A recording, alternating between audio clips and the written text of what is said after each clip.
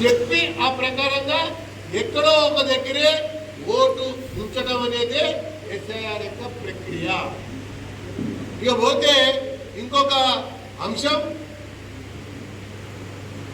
తాత ఎక్కడున్నాడు ముత్తాత ఎక్కడున్నాడు అన్నటువంటిది రామకృష్ణ గారు ఒక విషయం చెప్పారు. 2002లో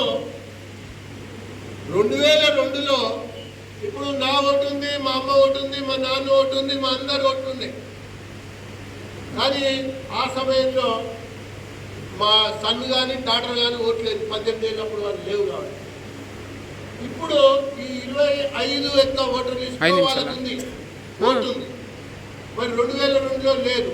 మరి ఓటు ఉంటుందా పోతుందా అంటే ఇంటి నెంబర్ అదే అయింది కాబట్టి, తండ్రికి అప్పుడు ఓటు ఉంది కాబట్టి, ఇప్పుడు ఓటు ఉంది కాబట్టి, తల్లికి అప్పుడు ఓటు ఉంది కాబట్టి, ఇప్పుడు ఓటు ఉంది కాబట్టి, కొత్తగా వీళ్ళు ఎలాంటి ధృవీకరణ పత్రాలు ఇవ్వవలసినటువంటి అవసరం లేదు.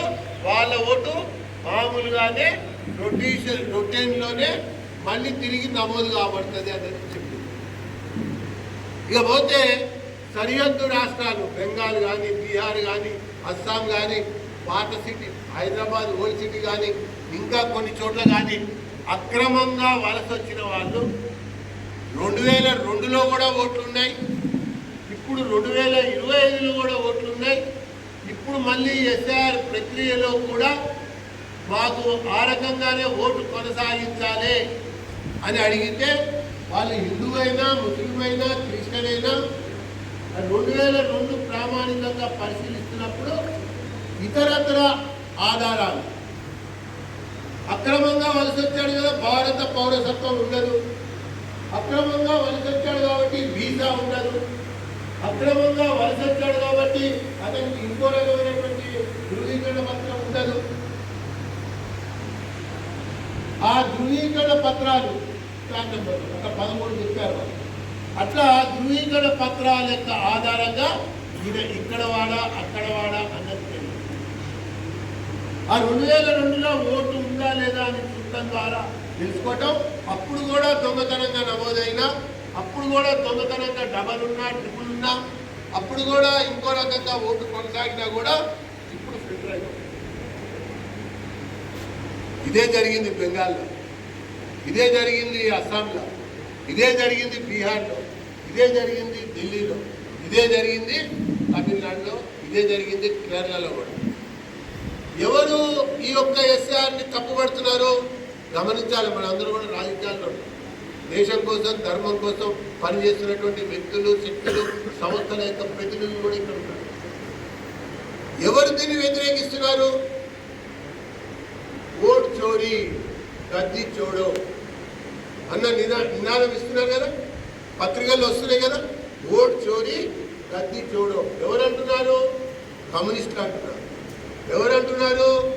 బీఆర్ఎస్ కేటీఆర్ కేసీఆర్ అంటున్నారు. ఎవరంటున్నారు?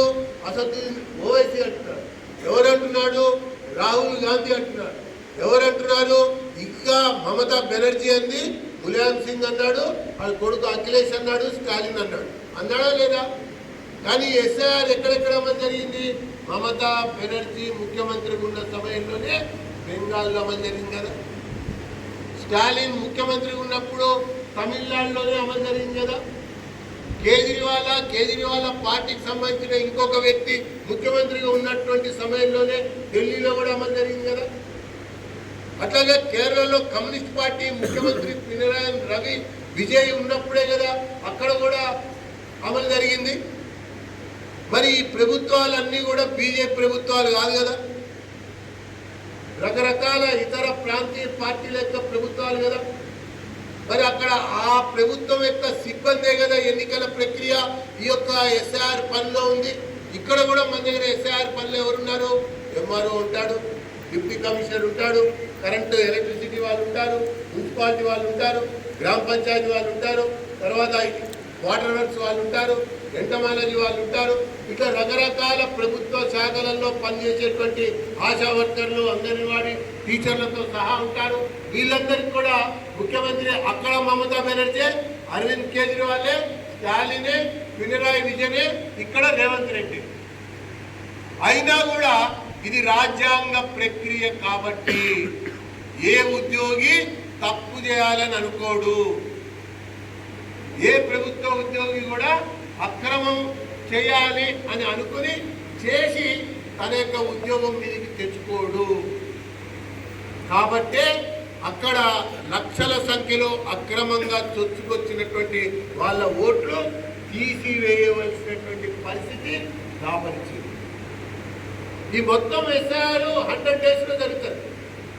ఈ 100 డేస్ కూడా సుప్రీంకోర్టు మానిటరింగ్ చేస్తుంది, హైకోర్టు మానిటరింగ్ చేస్తుంది. దీంట్లో 30 రోజులు ఒకటి, 30 రోజులు ఒకటి, 30 రోజులు ఒకటి, 10 రోజులు ఒకటి మ్యాపింగ్ పీరియడ్ స్టార్ట్ అవుతుంది మనకి. ఇమీడియట్గా మనకి ఓటర్కి 2025 ఓటర్స్ లిస్ట్ యొక్క ఆధారంగా ఒక పత్రం ఇస్తారు, వివరాల పత్రం. అది డీటెయిల్స్ ఆఫ్ ది ఓటర్ అని ఉంటుంది. దాంట్లో ఒకవైపు 2002 వివరాలు ఉంటాయి, ఒకవైపు 2025 వివరాలు. దాన్ని ఫిలప్ చేయాలి, దీన్ని ఫిలప్ చేయాలి. ఫిలప్ చేసి ఇచ్చిన తర్వాత మనకి ఓటు మళ్ళీ కొనసాగడానికి అవకాశం ఉంది. ఇదే ఇక కొత్తగా 18 ఏళ్ళు నిండినాయి. 2002లో లేదు, 2025లో కూడా లేదు. వాళ్ళకి ఫామ్ 6 ఉంది. ఫామ్ 6 ఫిలప్ చేసి ఇంకొకటి డిక్లరేషన్ ఉంటుంది, ఎక్కడా లేదన్నది కాగితం నింపి ఇస్తే పేరు నమోలేదు. ఒక వ్యక్తిని ఓటు తీసేయాలి, అది 2002లో ఉంది, 2025లో ఉంది. ఆయన ఇక్కడ వాడు కాదు, బంగ్లాదేశ్ వాడు. ఆయన ఇక్కడ వాడు కాదు, అక్రమంగా చొచ్చుకొచ్చిన వాడు. ఆయన ఇక్కడ వాడు కాదు, 3 చోట్ల ఓటు ఉంది. ఆయన ఇక్కడ వాడు కాదు, ఊర్లో ఉంది, ఇక్కడ కూడా ఉంది. ఆయన ఇక్కడ వాడు కాదు, ఆ యొక్క వ్యక్తి అనుమానాస్పదంగా ఉన్నాడు.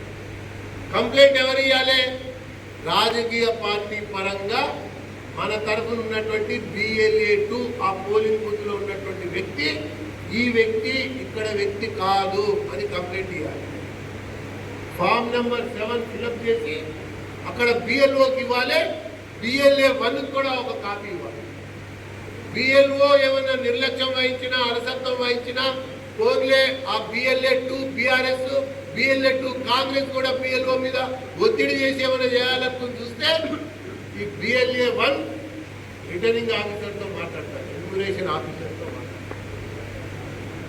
మాట్లాడినప్పుడు అక్కడ విచారణకు వస్తాడు.